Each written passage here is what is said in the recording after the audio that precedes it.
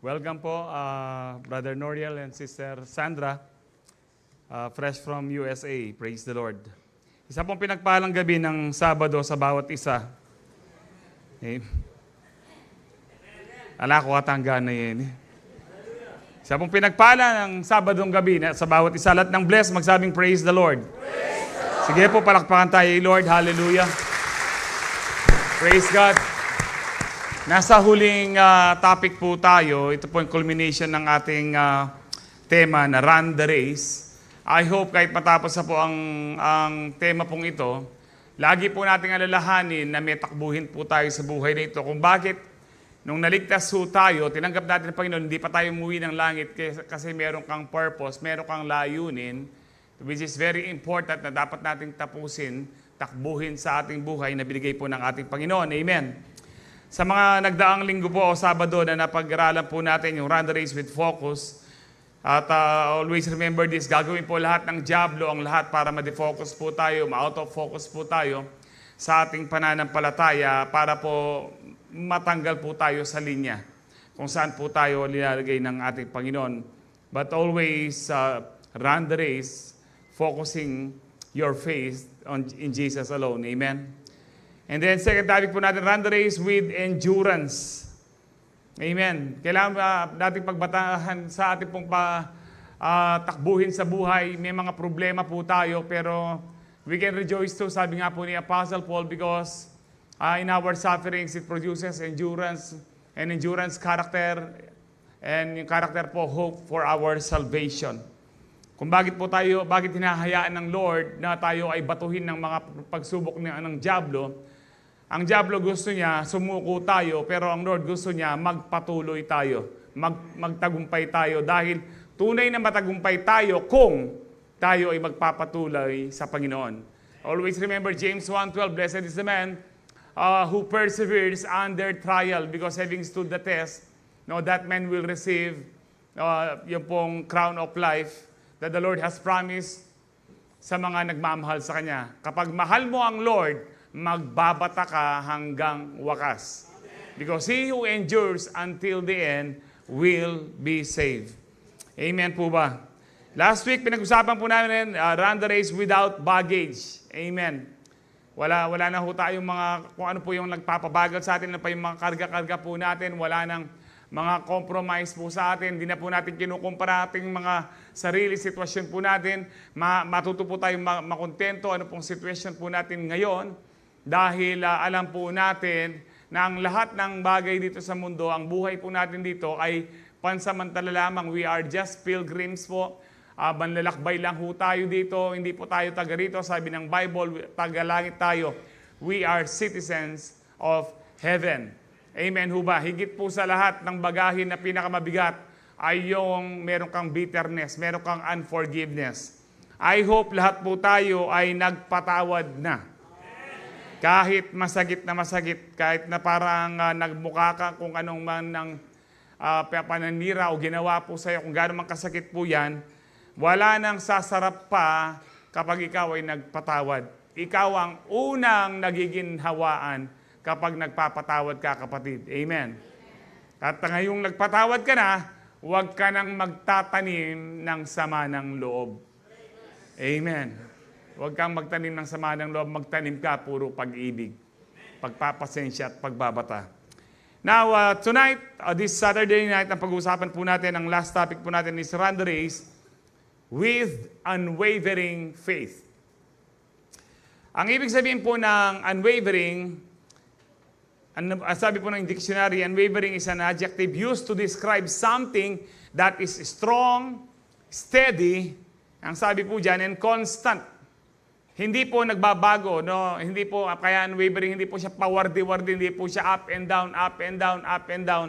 Kung bagamat dumadaan po tayo ng mga pagsubok sa buhay, kailangan po ang ating pananampalataya, matatag po siya. Constant po siya. Particularly, sabi po dyan, in the face of difficulty or pressure. Hindi nagbabago yung pananampalataya mo, hindi nagbabago yung relasyon mo sa Panginoon, bagkos lalo pang tumitibay po ito. Even in the midst of crisis. Amen po ba? So ano naman po ang ibig sabihin ng faith? Kasi unwavering, no, run the race with unwavering faith. Ang pinakamagandang definition po ng faith is nasa Hebrews 11:1. Now faith is confidence. No, meron kang kumpiyansa in what we hope for, na yung pag-asa mo, meron kang kumpiyansa and assurance about what we do not see. Ano man yung pinagpe-pray mo, kapatid, ano man yung mga inaasahan mo sa Panginoon, pangako ng Panginoon, hindi mo man yan nakikita, kumpiyansa ka, you have this confidence that lahat po ng yan, na ano man ang pinagpe-pray mo, it will surely come to pass. That is faith. Hindi mo pa nakikita, pero alam mo na nariyan na. Amen. Hindi natin nakikita ang Diyos, pero alam po, that is faith din po. Amen po ba? Minsan po meron nagtanong sa isang nang tawag po dito, teacher sa klase, sabi niya, sinong naniniwala sa Diyos, meron pong isang malakas na loob na batang Kristiyano, sabi niya, ako po kanya, nakikita mo ba ang Diyos?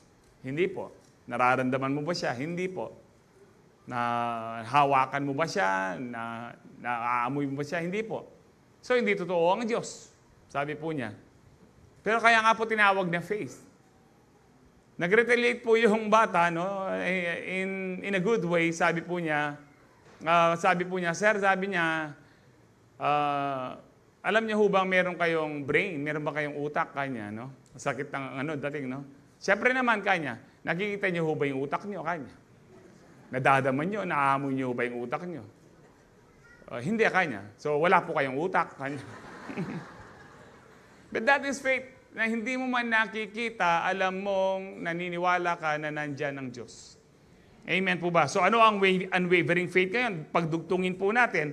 Unwavering faith, a deep, resolute belief that remains strong despite challenges or lack of visible evidence. Kapag meron kang unwavering faith, no, kahit na matindi ang iyong pagsubok, matindi ang mga kinakaharap mo, matindi ang sitwasyon mo, matindi ang pain, ang mga pain sa iyong katawan, matindi yung pain na dulot ng ibang tao sa iyo, no, at walang ebidensya na ikaw ay, wala kang makikitang ebidensya na ikaw ay gagaling pa, uusbong pa, o mawawala sa sitwasyon na yan, pero pero ikaw ay hindi natitinag, tinatawag po yung unwavering faith. Amen po ba? Naalala niyo ba yung series po natin for, I think, 4 months, yung unfailing faith?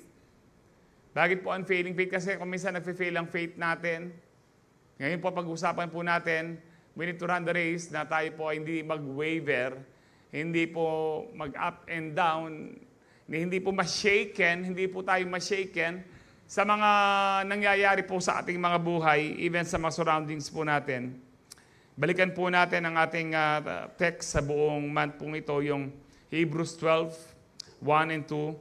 Therefore, since we are surrounded by such a huge crowd of witnesses to the life of faith, let us strip off every weight that slows us down, especially the sin that so easily trips us up, and let us run with endurance the race God has set before us. We do this by keeping our eyes on Jesus, the champion who initiates and perfects our faith. Because of the joy awaiting him, he endured the cross, disregarding its shame. Now, he is seated in the place of honor beside God's throne. Let's pray. Our loving Heavenly Father, we just want to thank you, praise you, worship you for who you are, for being so good to us, for your faithfulness. Even right now, Lord, we are gathered here as one family, Lord, upang ikaw ay pasalamatan, sambahin sa Espiritu at katotohanan, Panginoon. And of course, Lord, we are gathered here to receive a fresh blessing from you, to receive your message, your word, O God, that brings life to us. Open the eyes of our understanding, Holy Spirit. Kumilos po kayo sa bawat isa sa amin, lalo na po sa mga first-timers po namin, sa mga naka-online, sa bawat isa, Panginoon, that we will never leave this place, O God, without being filled with your fresh anointing. Thank you, Lord. Fill us once again with your love, with your power, O God, and as we receive and believe your word, I declare healing, deliverance, and salvation be upon your people tonight. To you be all the glory, honor, and praise. In Jesus' powerful name we pray. Ang lahat po yung magsabi ng Amen. Palakpakan po natin ang Panginoon. Praise the Lord. So, ang Hebrews po na for fourth week na po na pinag-usapan na po natin ito, merong sinet ang Diyos sa atin na race po that we need to run. Ang sabi po dyan. So, tanggalin po natin ang lahat ng mga bagay that trip us off, no? And mga bagay na nagpapabagal, nagpapabigat po sa atin. Ano man po yan, even our cellphones, kung minsan or kadalasan, panunod ng masyadong kung ano po yung masyadong mga movies na pinunod po natin, na wala na tayong panahon sa Diyos, na mag-meditate po ng kanyang word, kausapin siya, at worship siya. Tanggalin po natin ang lahat ng yan. Paano po natin gagawin po ito na mayroong ganong pananampalataya? We do this, ang sabi po sa verse 2. Ganito natin gagawin yan. No? Sabi po dyan, we do this by keeping our eyes on Jesus. How do we keep our eyes on Jesus? We keep our eyes, our mind sa kanyang word. Because Jesus is the word. Amen. Si Jesus po ang word. In the beginning was the word, and the word was with God, and the word was God. Verse 14, and the word became flesh. Naging flesh po, naging tao po ang word.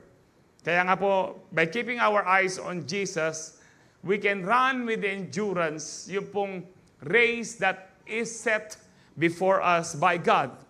Kasi si Jesus po ang champion who initiates and perfects our faith. Sa ibang salin po, siya po yung author, the author and the finisher of our faith. Siya yung pinagmulan.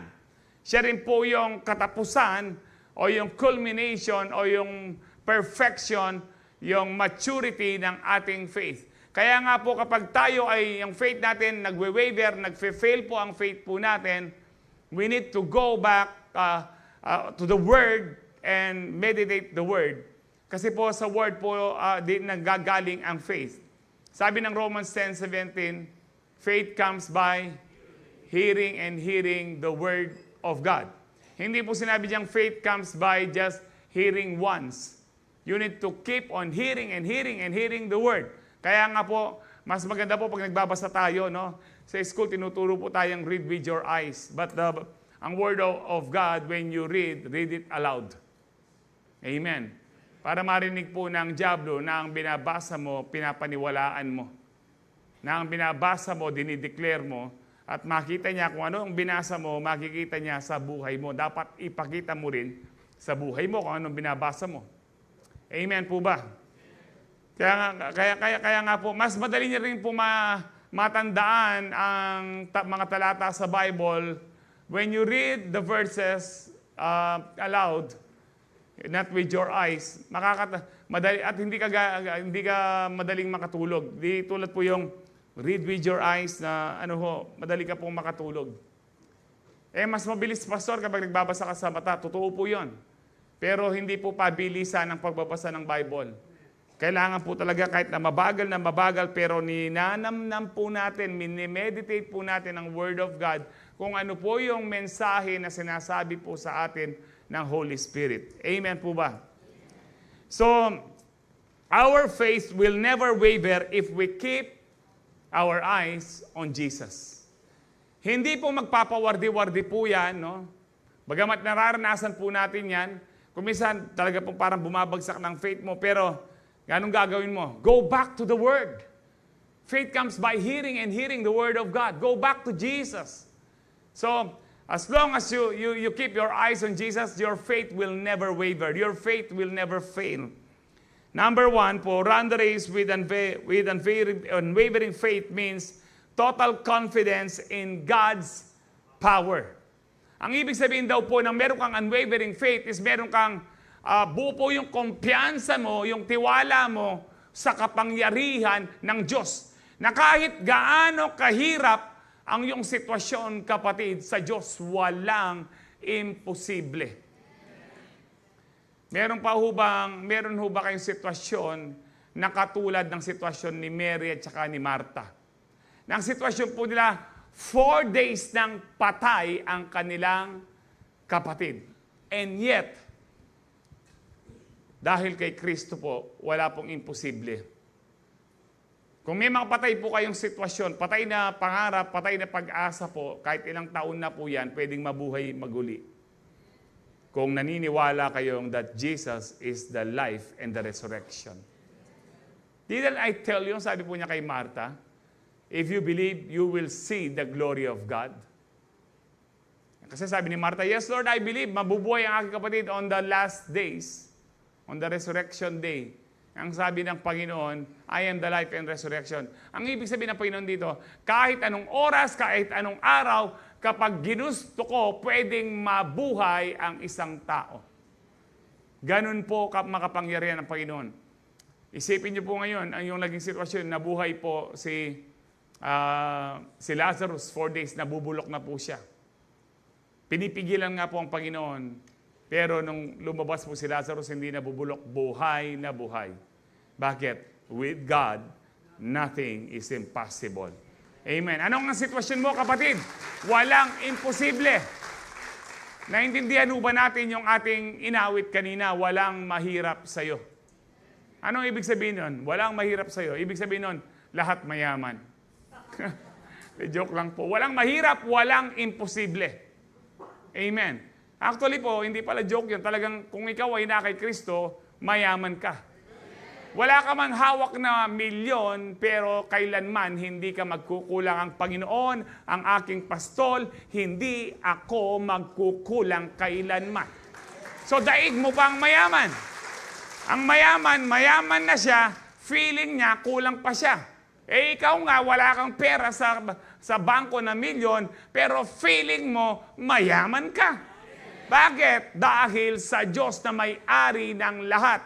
May-ari ng langit at lupa. Kaya ipinoprovide ng Lord ang ating mga pangangailangan, not according to your own effort, not according to your own income, not according sa support ng iyong kamag-anak, ng iyong kapatid, ng iyong pamilya, but according to what? To His riches and glory in Christ Jesus.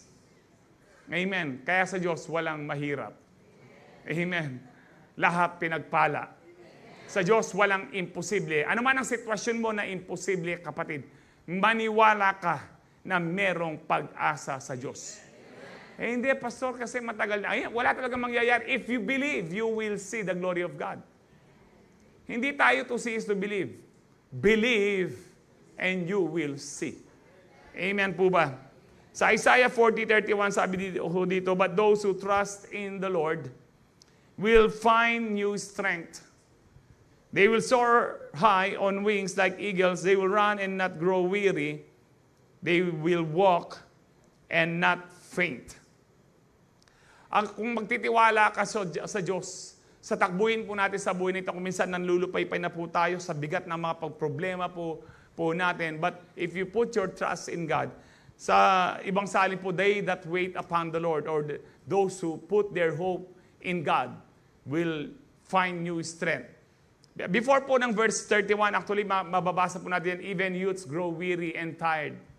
Pero pagdating sa verse 31, but they that wait upon the Lord, kahit yung mga kabataan na napakalakas po nila, parang hindi napapagod, pero talagang napapagod din po yan. Pero yung nagtitiwala sa Diyos, they will find new strength.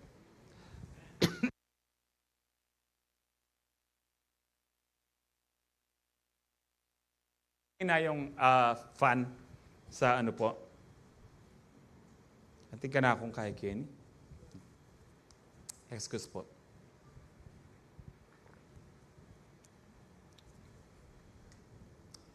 So, kung saan ka nagtitiwala, doon mo lang makukuha yung kalakasan mo. Kung minsan nagtitiwala ka sa isang tao, best friend mo, pamilya mo, meron kang strength na nakukuha po sa kanila.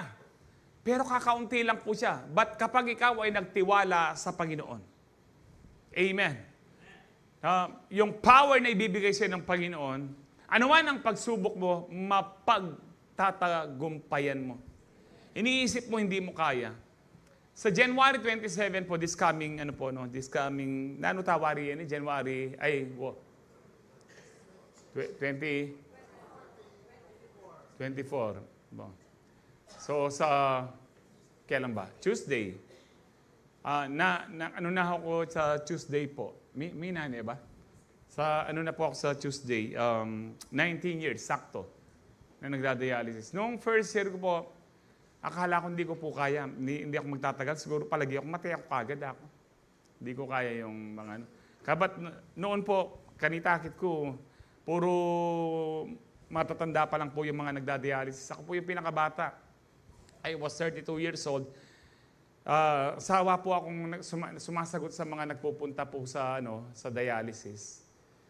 Na nung ayayin na padanyo niya mo para ayari kay baling malisangan banda kini. Please, pagi kayo niya. Lalangi ko asam.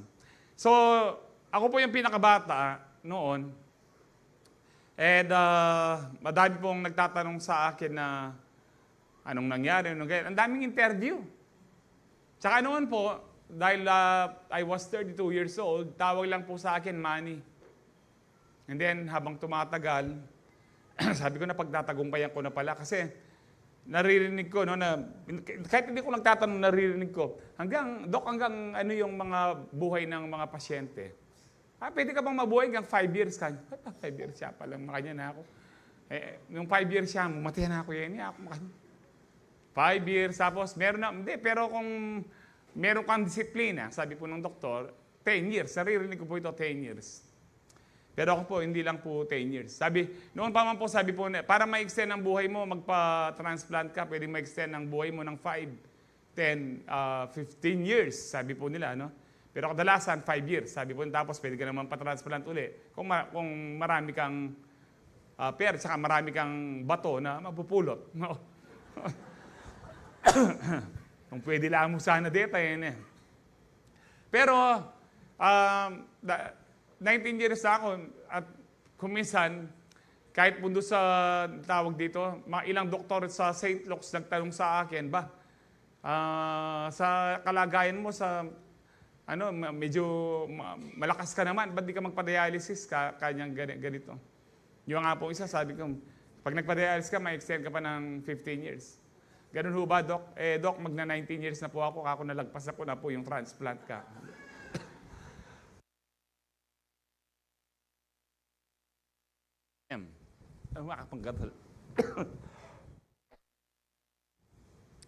Jesus' name.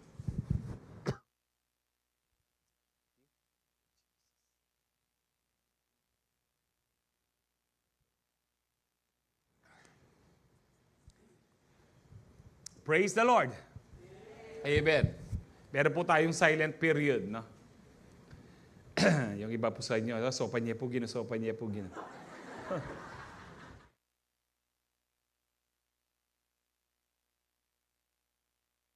Galing po kasi akong nilagnat, inubot, saka sinipon last.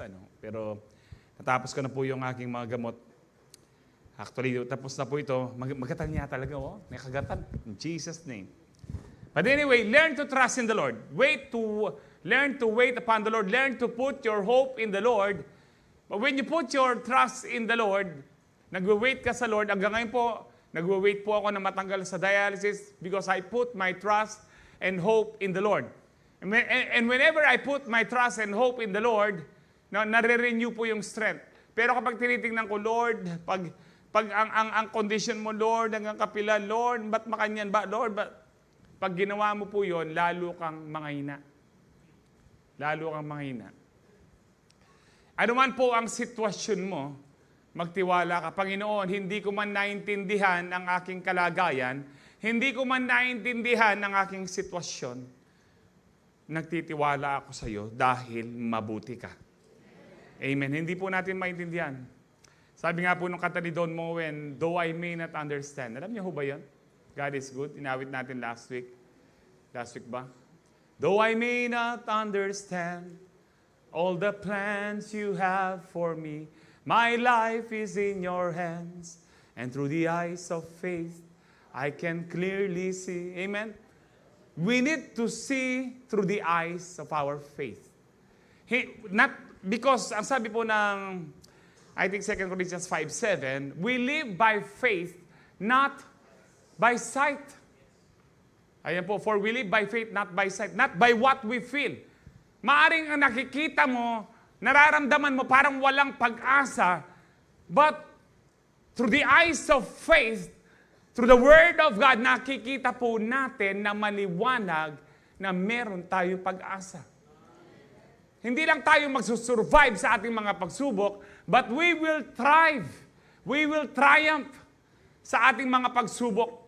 Kamo, sakto mo. Amen. Talagang tunay na matagumpay ka, kapatid. Kapag ang confidence mo na kaya ng Panginoon, anuman ang sitwasyon mo na ibaliktad. Kaya ng Diyos. Wag po tayong mag-alala. Bibigyan po tayo ng kalakasan ng Panginoon, anuman po ang ating sitwasyon sa buhay. Ang sabi po ni Paul sa 2 Corinthians 12:9-10, dahil nagpe-pray po siya at matanggal po yung torment niya sa flesh. 3 times he pleaded the Lord, pero ano sabi ng Panginoon sa kanya? He said to me, my grace is sufficient for you. Sapat na ang aking biyaya. Alam niyo po, kung minsan, nagpe-pray tayo, gusto natin ganito ang mangyari, pero kung minsan, iba yung answer ng Panginoon. Kanina po nanonood ako ng YDC, sabi nga po ni Brother AJ, ang prayer niya sa kanyang panganak sa kanyang misis ay normal, pero hindi, nagkaroon ng emergency dialysis. Kaya ang tanong po dito, ay emergency. Ano nga, Oscarita? CS. Puro dialysis. In Jesus' name. So, nagkaroon po ng emergency CS. Sabi nga po niya, what if yung inaasahan mong answered prayer ay hindi yun ang binigay ng Panginoon? Will you still put your trust in God? Or magwe-waver ka na, magfe-fail ka na sa iyong faith? No. Because God knows best. Hindi po si Mother. It is not true that mothers knows best. No? Maybe, ang nanay po natin mas alam kung ano ang makakabuti sa atin. Yung better lang po, but yung pinaka-best. Ang Diyos lang po nakakaalam. Just put your trust in God. Hindi ka lolokohin ng Diyos. Hindi ka niya ibubudol-budol. Magtiwala ka lang sa Panginoon. Maganda po ang plano ng Diyos. Jeremiah 29:11. I know my plans. Ang ibig sabihin ito, pinag-aralan ko ito. Pinag-isipan ko ang plano ko sa iyo. My plans for you is to what?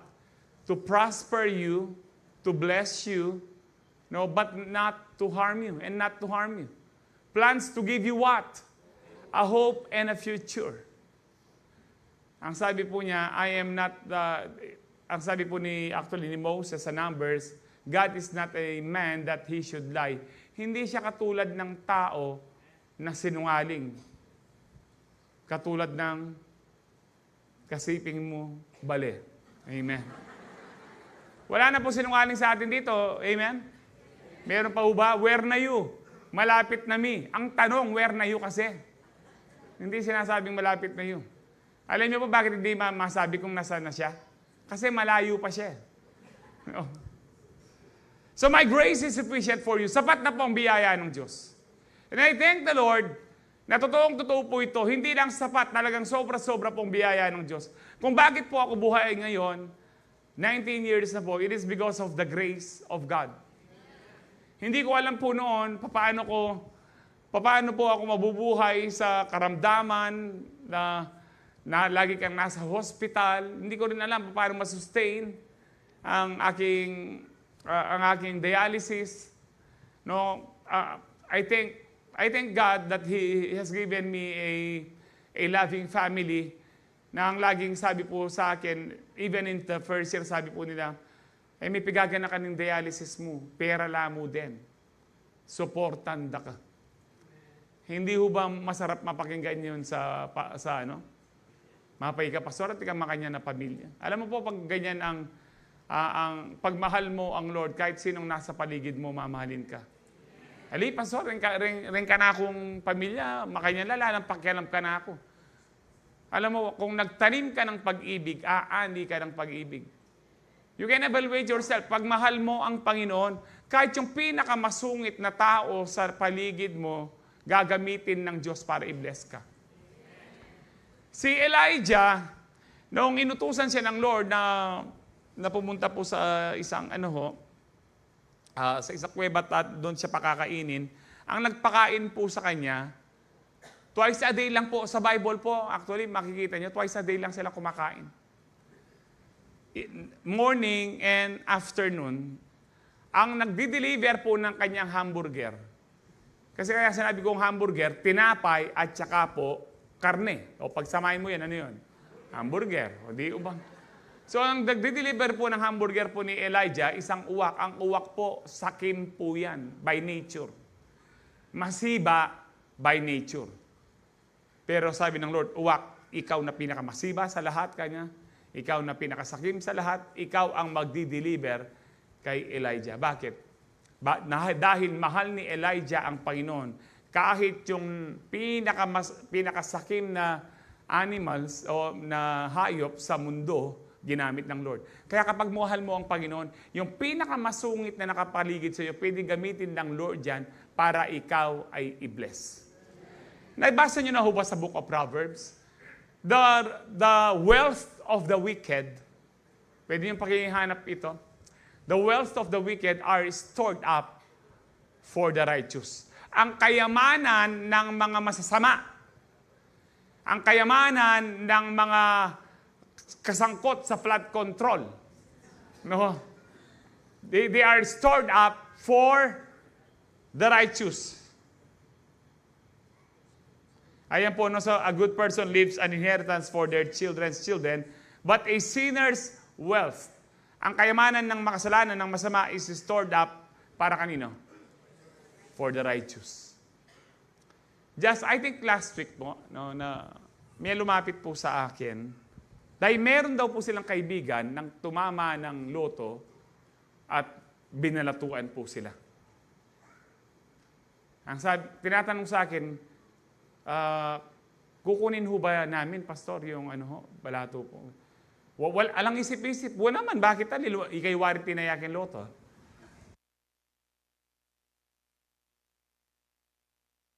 Siyempre po, no? So, okay pala yung Pastor. Hindi po okay tumaya ng loto, po tataya kayong loto. Yun po, kaya ito po inabanggit ko yung verse kanina sa Proverbs, sa kanya, nasabi ko, ito po sa kanila pala, sabi ko, nakasulat sa Proverbs, yung kayamanan ng masasama ay naiipon yan para sa mga matutuwid. Kaya nga po yung mga nag-ano ng mga flood control dyan, alam niyo po yung mga kayamanan nila, hindi nakadeposit, nasa bahay. May mga kanya-kanyang vault. Yung ibang mga politiko po natin, kini mo ngangiles, ha? Kahon-kahon po yung mga tigwa 1,000. Makapaleta po. Ganun po sila, Sabi ko, sana pag na-investiga yan, bigla na lang kung I remember po nung in-investiga po noon ng isang presidente po natin, hindi ko nababanggitin, no? Dahil sa plunder, kasing bangko ito, meron po kaming kasama sa trabaho, bigla siya nagkaroon ng 5 million. Balita po ito, di ba, yung mga pinagkalat po niya yung niya. Sa takot po niya, pinalam na lang niya sa sabi ko, alam mo, pera ni yan. Kasi po, kung ilang linggo na siya kanya, hindi ko alam ang gagawin ko. Report niya sa bangko. O kanino yung mirasita, kinang bangko. Kasi po, kapag pumasok na sa bank account mo, ninakaw mo ba yon? Ba ito niya sagot? Alam niyo po, kapag kumpiyansa kayo sa Diyos, kaya po ng Diyos i-supply ang pangangailangan po natin. Kung minsan hindi natin alam kung paano, pero yung grace po ng Lord sufficient po. Sufficient ang grace ng Lord. Kaya kanyang bigyan ng kalakasan, kaya kanyang tumayo. Amen ho ba? Kaya po ako, kahit masakit po yung medyo bawas na po ngayon, at paalis na yan in Jesus' name. Sabi ko rin, laki yung magkwenta, bawal kayo Kenny. Because this body is the temple of the Holy Spirit. I kept on declaring by His stripe, I am healed. Kasi kung hihintuin ko po yon, hindi ako aabot ng 19 years. Because since the first month of my dialysis, yun na po ang declaration ko. By His stripes, I am healed. Amen. Siguro magtaka kayo, kaya hindi ko dinala niya yun. Kasi request kaya kang Pastor Ron yan. Meron pong hawakan ngayon. Kung dadaan po kayo sa likod ngayon, may mga hawakan na po ngayon. So, malagwa na. Ngayon ako kailangan talan ka rin kay. Kaya nga po, diniliver na lang po yung gamit ko para makahawak sa Kung gusto, merong paraan.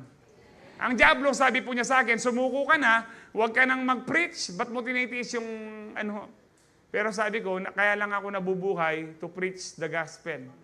Just like Paul, no? Kaya ako nabubuhay to preach the gospel. At hanggang buhay ako, hanggang sa huling hininga ko po, I will preach the gospel. Dahil ito ang ating panawagan na ipagsabi ang pag-ibig ng Diyos sa sanlibutan. Amen po ba?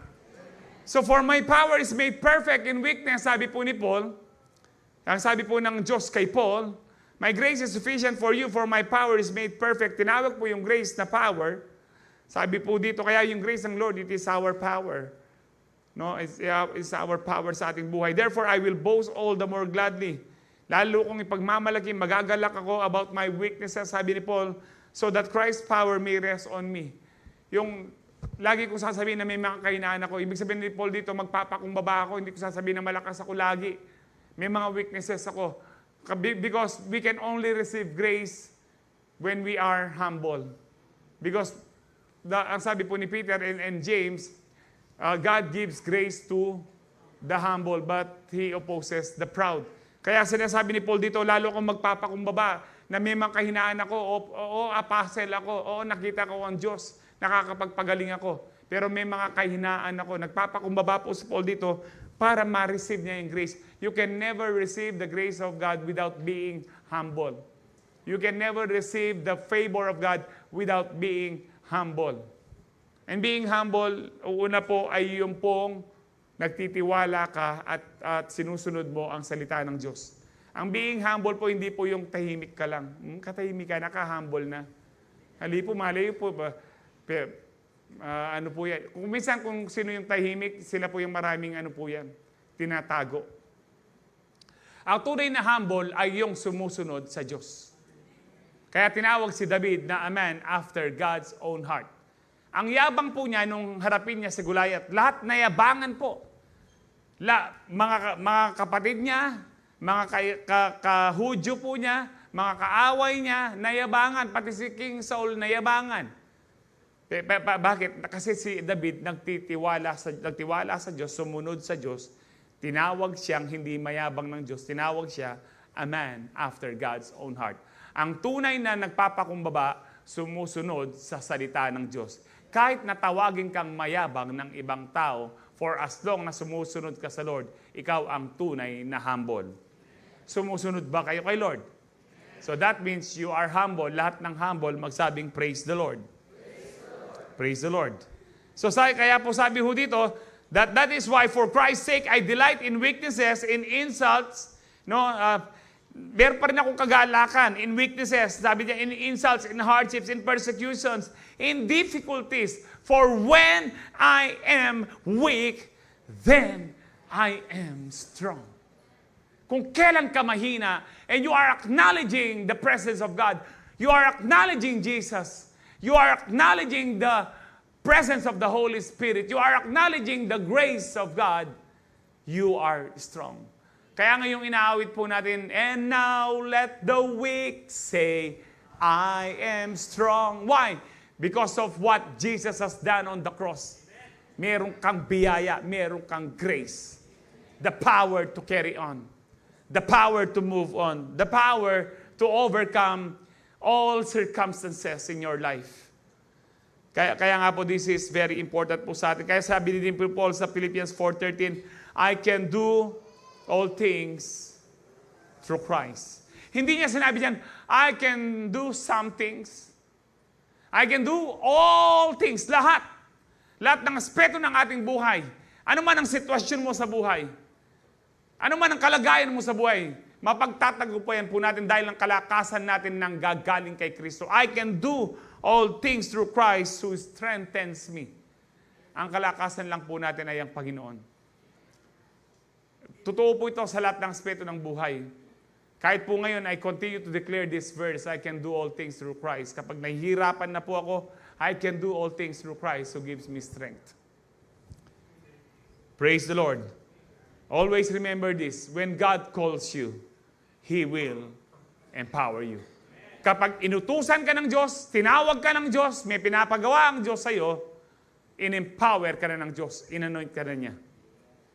No, kaya huwag kang mag-alala, Lord, paano? Hindi, wag mo nang iisipin kung paano. Sumunod ka lang. Amen. If you still remember ang kwento po ni Abraham sa Romans 4:18-21, ang sabi po, against all hope, Abraham in hope believed, and so became the father of many nations. Wala nang pag-asa, hopeless now, dahil matanda na si Abraham. Pero nagpatuloy na nanalig si Abraham, kaya nga po siya naging father of many nations. Just as it has been said to him, so shall your offspring be. Without weakening in his faith, hindi po nagpawardi-wardi, hindi man po nanlupaypay sa pananampalataya si Abraham. Napakatindi po nito. Ako po bilang pastor, nanlulupaypay din po pananampalataya. Pero si Abraham, ang sabi niya ho dito, without weakening in his faith, he faced the fact that his body was as good as dead. Nang yung kanyang katawan, patay na, hindi na pwedeng magkaanak. Even, sabi po dito, since he was about 100 years old, and that Sarah's womb, ang sinapupunan ni Sarah, was also dead. Dahil matanda na po sila, paano sila magkakaanak? Yet, ang sabi po dito, he did not waver through unbelief regarding the promise of God. Hindi nagpawardi-wardi, hindi nagduda, hindi natakot, hindi nag-alala sa pangako ng Diyos si Abraham. Hindi ho ba napakatindi ni Abraham? Kaya nga po yung paradise, pinangalan po sa kanya, Abraham's bosom. Ang isang pangalan po ng paradise. Hindi tinawag na Adam and Eve's paradise, but Abraham's bosom. Dahil iba po, kaya po tinawag na father of faith si Abraham. Kaya sabi po ng Bible sa Galatians, those who have faith in Jesus are children of Abraham. And that is why we are blessed along with Father Abraham. Amen. Ikaw at ako, kapag meron ka pananampalataya kay Kristo, sabi yan, understanding that those who have faith are children of Abraham. Ikaw at ako ay anak ni Abraham. Tayo po ay tunay na Hudyo sa espiritual. Amen.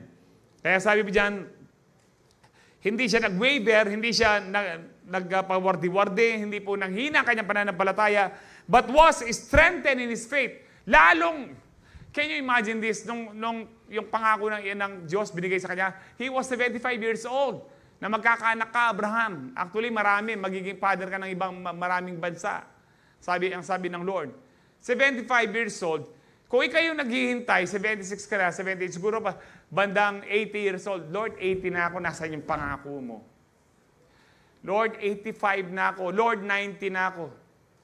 Pero hindi nanghina hanggang 99 years old. 100 years old si Abraham.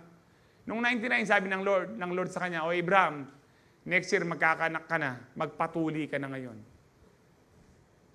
Alam niyo bakit hindi, napakatindi ng pananampalataya ni Abraham? Ikaw, 99 years old, hindi ka patuli, magpapatuli ka pa ba? Yung iba nga ho, no?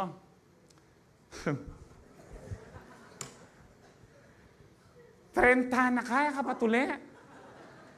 Kaya ka pa patuli, matuwa na ako na, ubis na patuli. Makatula, pero si Abraham magpapatuli.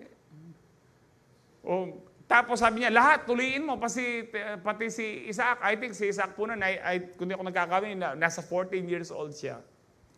Lahat ng kasama niya, tinuli, lahat po, ng mga lalaki tinuli po, bilang covenant. Covenant of love, na pag-obey niya sa Panginoon. Na naniniwala siya, na the following year, 100 years old po siya, century na po siya, meron na akong anak. Think about that, kung gaano po yung, kung ikaw si Abraham, maniniwala ka pa ba sa Diyos? Alam niyo po, to be honest, kung ako yun, baka hindi po ako maniwala.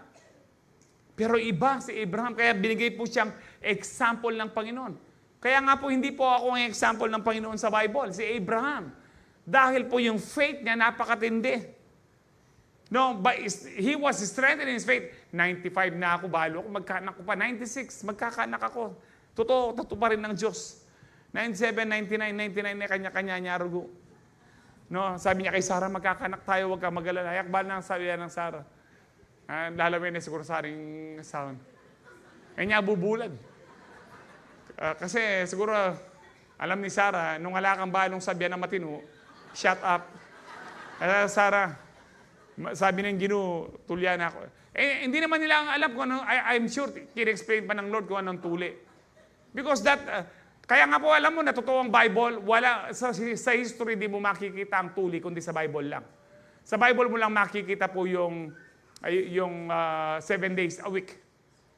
And sa Bible mo rin makikita, bakit on the 8th day, yung anak na lalaki, pag pinanganak na 8-day-old na po siya, doon mo siya tuloyin kasi doon yung araw na hindi masakit at madugo sa bata. Nasa Bible. Kung tao lang po, basta ang sumulat niyan, it's impossible. Kaya hindi naniniwala po sa Bible, hindi man pinag-aralan, mamuting-muting lang po rin. Sabihin nyo kanila, pag-aralan niya pa yung Bible. Which is so impossible. Kaya po nung 99 na po siya, siguro kanya-kanya niya, Sarah, tulinak po tang may kain eh. Mag-honeymoon ka ta, tintanang anak ka na. Siguro can you imagine yung faith din ni Sarah? Pero sabi ng Hebrew, si Sarah, hindi rin nag-waver. Siguro sabi niya, Joan, lagwa mo, mandilo na ako. Kasi, pila na akong Domingo ngayon mandiluhan. Ano? Ayan yung epamaniwala, may Sarah.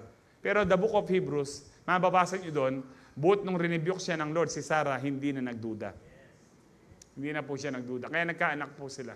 So he was strengthened in faith. Alam niyo po kapag na-strengthen ng faith mo, sabi dito, and gave glory to God. You want, paano natin bibigyan ng glory ang Lord? Tama na ba yung we give you glory? Lord, we give you glory, we give you honor. No, dito, paano nagbigay ng glory si Abraham? He did not waver sa kanyang pananampalataya. Lalong lumakas sa kanyang pananampalataya. If you want to glorify God, be strengthened in your faith. Do not waver in your faith. Do not let your faith fail. That is how we glorify the Lord Jesus.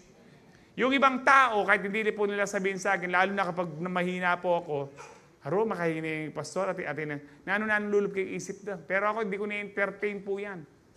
Remember po yung first year po ako, merong na naginip. Member po natin, wala na po siya, no? Dito. Brother man, hindi pa ako pastor, sabi niya, paninap da kaya kanya. Excited siya pa mo? Paninap da kaya kanya. Excited siya pa mo? Na makabarong kaya, balo ko na yung kata. At tsukak yung kabahongan. Hindi ko po siya tinanggap. Just last month ng December, isa sa mga kasiyo po namin, ayaw niyang sabihin yung pari, hindi sabihin niya, gapang tungkol yung kamatayan niya, kami gagana ka. Ako tumakot. Napanaginip daw po niya, lahat po sila nakaputi at umiiyak at wala daw po ako. Kami gagana ka, ako tatanggapan, I will not die but live. Marami pong nananaginip na, kung minsan yung panaginip hindi galing sa Diyos. Yung mensahe ng tao hindi galing sa Diyos, galing sa demonyo. Hey, brother, makanyanyari. Alam niyo po yung unang year na ako nagdialysis, yung mga atin kong paunakan makanyan, brother Manny, 5 months siya mo, mete na yan. Palagay niyo, kanino galing yung salitang yon? Sa Diyos? Halika, gusto niya ma-discourage ka, matakot ka. Kapag natakot ka, mamamatay ka na. Kaya huwag kang matakot. Ito po ibig sabihin po ng unwavering faith. Hindi ka natatakot kahit humarap ka sa kamatayan. Hindi ka matatakot dapat. Amen po ba? That is how we give glory to God. Na hindi ka matatakot, hindi ka magdududa, hindi ka magiging anxious, hindi ka madidepress. Dahil alam mo, buhay ang Diyos. Amen. And then sabi po dito, point number 1 pa, 7:30 na. being fully persuaded that God had power to do what He had promised. Kumbinsidong-kumbinsido si Abraham na kayang-kaya ng Diyos na kahit matanda na sila ni Sarah, bibigyan sila ng kanilang anak. Kumbinsido ang Diyos na yung pangako ng Diyos na magiging father of many nations siya, na kaya ng Diyos po yan. Sabi po dyan, ang tanong ko po ngayon sa inyo, are you fully convinced? Are you fully persuaded na anuman ang sitwasyon mo sa buhay, kapatid, kaya ng Diyos? Ang tanong ngayon, kaya nga ng Diyos, naniniwala ka bang gusto ng Diyos na makakawala ka sa problema mo? Dapat maniwala ka dahil mahal ka ng Diyos. Amen. Number 2, run the race with unwavering faith. That means don't entertain fear and doubt. Nasabi ko na po kanina ito, huwag kang matakot. Pag natakot ka, yan po ang nakakamatay. Well, 2 Timothy 1:7, for God has not given a spirit of fear and timidity. Ang takot, no, yan po ay isang spirito, yan po ay isang demonyo. Hindi rin tayo timid, hindi tayong mahiyain. Lalo na sa salita ng Diyos. Wala tayong spirit of timidity. But of what? Power, love, because perfect love casts away fear. Ang sabi ng 1 John 4, and self-discipline. Kapag natatakot ka, hindi po tayo makakawala sa maraming takot. Laging merong takot na darating sa buhay mo. Araw-araw merong takot. Pero kailangan meron kang ang self-discipline sa ibang salin, self-control, sound mind. You need to discipline yourself about God's word na hindi ako matatakot dahil kasama ko ang Diyos. Hindi ako matatakot dahil tapat ang Diyos. Nasa akin ang Diyos. Hindi ako matatakot dahil alam ko ako ay anak ng Diyos. Amen. Hindi tayo binigyan ng spirito ng pagkatakot anuman ang sitwasyon mo sa buhay, kapatid. Tandaan mo yan. Maraming namatay sa takot. No? Mahahaba na lang po ako. Pero I would like to remind you, noong panahon ng pandemic, maraming namatay dahil sa takot. Sabi ng doktor, may COVID ka, pero nung sinwab, second day, namatay. On the third day, patay na po sila, lumabas yung swab test, negative. Namatay sila sa takot, sa kakaisip, sa kaka-overthink. Namatay po yung magkapatid na kakilala po namin sa takot. Deuteronomy 31:6, be strong and courageous. This is a command. It is not a request. It is not an option. Sabi ng Lord, be strong and courageous. It is a command to be strong at maging matapang. Do not be afraid or terrified because of them. Huwag kang matakot dahil sa mga taong yan o sa anumang problema mo. Ang sinasabi ng Panginoon, for the Lord your God goes with you. Kasama mo ako, sabi ng Panginoon, He will never leave you nor forsake you. There are thousands of, kung di ko nagkakamali, sabi ng ibang Bible scholar, 8,000 and more na mga pangako ng Panginoon. Pero kahit itong pangako lang ito na panghawakan mo, kapatid, na kahit kailan, hindi ka iiwan, hindi ka pababayaan ng Diyos. Kahit kailan, tandaan niyo po yan. Kahit kailan. Kahit dun sa panahong nanghihina ka, kahit dun sa panahong nagdududa ka, hindi ka pa rin iniiwanan ng Panginoon dahil tapat siya sa kanyang mga pangako. Kahit kaya nga po sa 2026 nito, anuman po yung mga takot na pumapasok sa atin, na dadaanan po natin, huwag tayong matakot.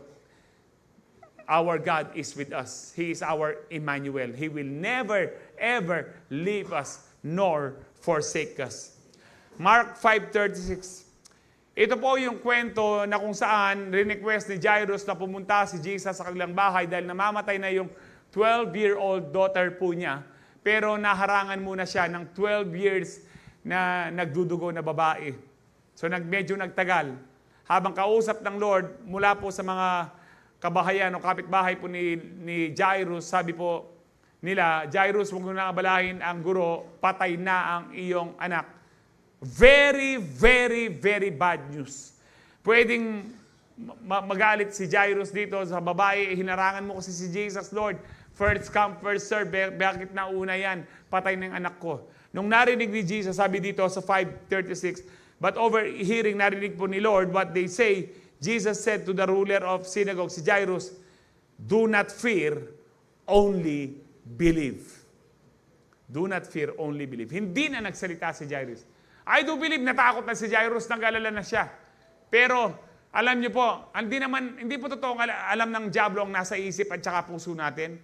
Ang ginawa ni Jairus, nanahimik siya. Kaya kung wala kang masabing matino, manahimik ka lang. Hindi alam ng dyablo, mako-confuse po siya. So, nanahimik si Jairus, sabi pa ng Lord, do not fear, only believe. Ang sinasabi ng Lord dito, huwag mong i-mix yung faith with fear. Because if you have faith at pinapasok mo rin yung fear, yung faith mo mapaparalyze. Only believe. Isa lang. Magtiwala ka sa akin, huwag kang matakot. Ang sabi po na ba yun. We know the story. Nabuhay po yung kanyang anak. Very bad news. Anong gagawin nyo kapag mayroong bad news na dumating po sa inyong buhay? Ako po, marami ng bad news na dumating sa aking buhay. Mula po nung namatay po yung kapatid po namin bunso noong 2008, tinawagan ako ng aking bayaw na natumba ang aking kapatid. Yung pumasok na sa isip ko, eto na. Mga bad news na sinabi ng doktor sa akin, kasabay po noon, hindi alam ng aking mga pamilya, na meron akong kinakaharap na problem sa heart, na anytime mamamatay din ako. Sabi po kasi po, matindi po yung heart enlargement ko. During that time na namatay po ang kapatid ko, pwede rin po akong mamatay na sabay po kami. Marami po, actually po, bago siya mamatay, sabi ko sa kanya, sabi ko sa kanya na, boy ka ako, alam mo, pero yan po yung tawagan po namin magkakapatid, kahit babae, lalaki, boy, sabi ng doktor sa akin, meron akong sabihin ko daw kung sino baka meron sa inyo na meron din. Sabi ko sa kanya, pa-check up kasi alam ko meron kang problema sa ka. Ayaw po niyang pa-check up. Kaya po iyak na iyak po ako. Sabi ko, sana pinilit ko yung kapatid ko na magpa-check up. Pinilit ko, hinila ko kung ganun. Kaya nga po, umiiyak po kami ng misis ko sa sasakyan. 2 a.m. And then, kumatok na lang po yung, I think, nurse siguro yun, sa sasakyan po namin, sa AU emergency. Nasa daan po kami. Nagpe-pray, nagtatanks, umabot po kami ng ganun kahaba. Pagkapasok namin nagpray, I felt yung pong peace that passeth all understanding. That parang hindi ako namatayan, parang all is well lang, hindi ko maintindihan ang aking sarili. Hindi ko maintindihan po ang aking sarili. Ito po yung meron kang faith na walang fear. Only believe.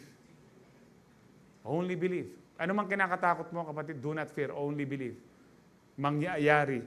Kung natakot si Jairus, palagay niyong mangyayari. Hindi po matutuloy po yung Kasi pag natakot na siya, magparak-parak na po yan. Kasi po, si Jairus, sinugog ruler po yan. Pwede niyang, meron po, masusungit po yung mga yan actually. No? Kasi mga leader po sila. Akala ko nang mabuti kang ikaw na Kristo ka. Bakit ngayon namatay na yung aking anak? Ganyan. Hindi po, nung sinagsalita si Jesus, pinaniwalaan niya. Pag nagsalita ang Lord sa inyo, through His Word, maniwala kayo. Do not fear, only believe. Amen. Same thing nung sinasabi ko sa inyo, meron akong heart enlargement, sabi ng doktor sa akin, Manny, magpaalam ka na sa iyong mga pamilya. Anytime, sasabihin ko sa iyo, mabubuwal ka. Grabe ang laki ng puso mo. Talaga pong grabe kasi po, hindi siya palpitate ng nangyayari. Kung makikita niyo po ito po yung nagsishake ng mabilis. Ilang araw po yun at linggo. No? Sabi umiyak po akong lumabas sa clinic. Sabi ko, Lord, salamat sa doktor. Pero hindi siya ang final say ng buhay ko.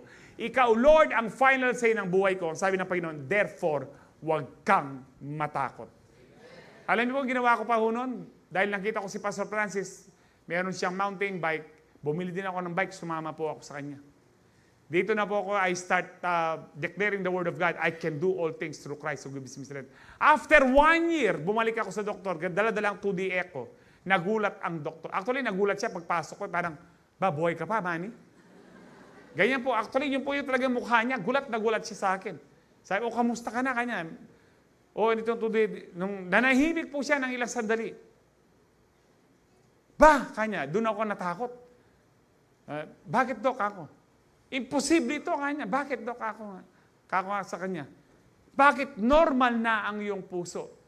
Praise the Lord, sabi ko, sa Diyos walang imposible. Walang mahirap sa Diyos. Number 3, last point po. Run the race with unwavering faith means obey even when it's uncertain. We need to obey kahit hindi ka sigurado kung anong mangyayari. Pero sigurado mong something good is going to happen when you obey without delay. When you obey without complaining. Alam niyo pa po yung series natin about obedience nung November po natin. Ang sabi po ng Hebrews 11:8, it was by faith that Abraham obeyed. When God called him to leave home and go to another land that God would give him as his inheritance. Sabi niya, Abraham, umalis ka sa bansa mo, mag-abroad ka, bibigyan kita ng napakalaking lupain na bilang mana ko para sa iyo, sabi po niya. And ano sabi po dyan? He went without knowing where he was going. Sumunod sa Diyos. Hindi man niya alam kung saan siya pupunta. Hindi siya umalam, Lord, ano ba yung detalye niyan? Nasaan ba yung mapa, Panginoon? Hindi niya alam. Kaya nga po tinawag na father of faith si Abraham dahil ganito po katindi.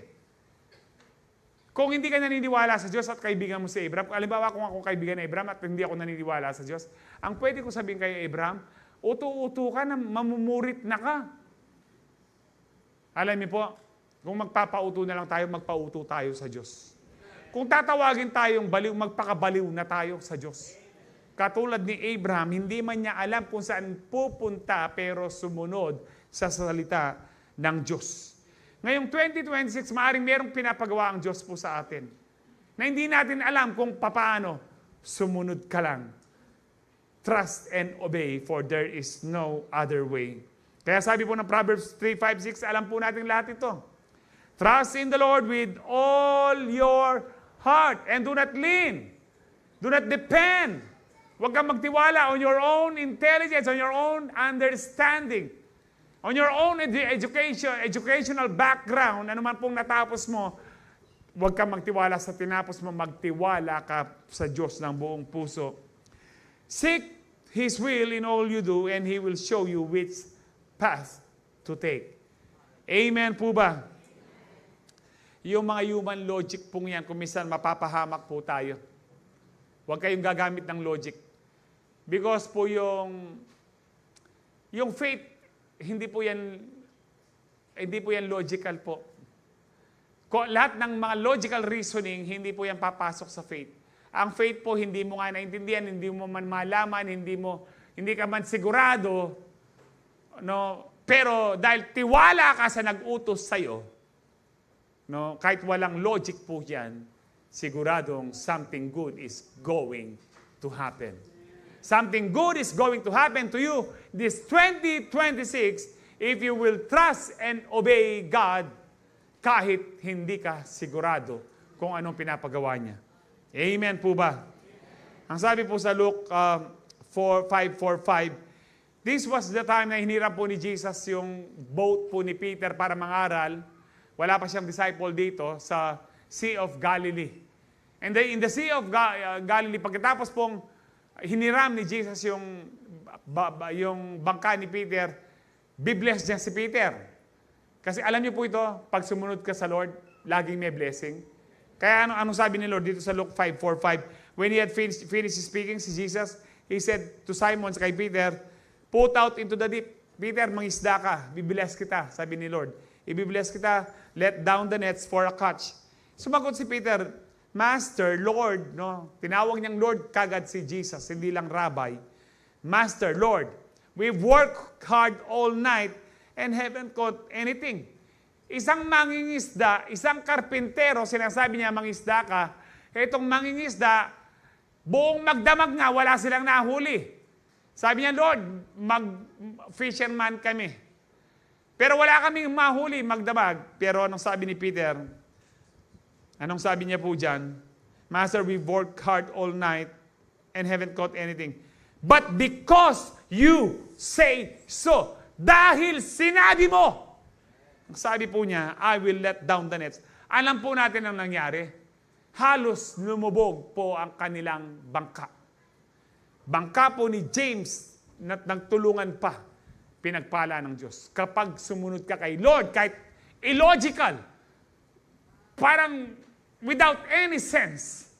Ito po, actually, hindi man po sinabi ng Lord na magpakalaot-laot pa kayo. Ilang metro lang po ito, yung layo. Pero yung nahuli po nila sa Kapampangan, Kabaragbag, Karakwak, nung piyabe mo, Kabarakwak. Talagang marami. Yung pinagtatrabahuan mo ng 20 years na hindi na ka nagtitiwala sa Lord, kaya niyang ibigay in just one day kung magtitiwala ka sa Kanya. Dahil sa Diyos, walang imposible. Sa Diyos, walang imposible. True faith means obeying even when it doesn't make sense. Ang tunay na pananampalataya ay sumusunod ka sa Diyos na kahit parang walang kabuluhan ang utos ng Diyos. Dahil ibang pamamaraan ng Diyos. Sino po ang gustong pagpalain siya ngayong 2026? Sino po ang gustong pagpalain siya ngayong 2026? Sumunod ka sa Diyos kahit hindi mo nauunawaan. Amen. Mag-review na po tayo. Run the race with unwavering faith, total confidence in God's power. Don't entertain fear and doubt. Only believe. Obey even when it's uncertain. Always obey dahil ang Diyos, perfect po siya.